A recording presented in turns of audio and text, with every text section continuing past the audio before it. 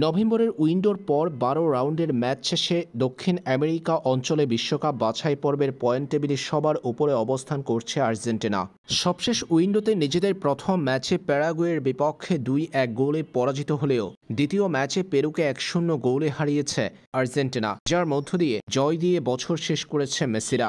২০২৬ বিশ্বকাপের টিকিট নিশ্চিত করতে এখনও বর্তমান বিশ্ব চ্যাম্পিয়নদের কত পয়েন্ট লাগবে? সবশেষ ৫ ম্যাচে মাত্র ২টা জয় পেয়েছে আলবিসেলেস্তারা। ফিফার নভেম্বরের উইন্ডোতে ২ ম্যাচ থেকে ১ জয়ে ৩ পয়েন্ট অর্জন করেছে আর্জেন্টিনা, যার মধ্য দিয়ে তিনবারের বিশ্ব চ্যাম্পিয়নদের অর্জন ১২ ম্যাচ শেষে ২৫ পয়েন্ট।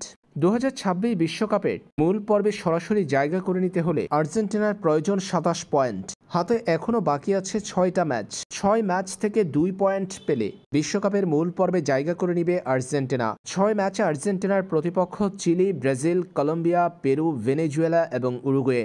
এই ৬ ম্যাচের মধ্য থেকে একটিতে জিততে পারলেই বিশ্বকাপের টিকিট নিশ্চিত হয়ে যাবে মেসি মার্টিনেজদের। সব মিলিয়ে লাতিন আমেরিকা অঞ্চল থেকে ২৭ পয়েন্ট অর্জন করতে পারলেই বিশ্বকাপের মূল পর্বে যেতে পারবে মেসির আর্জেন্টিনা।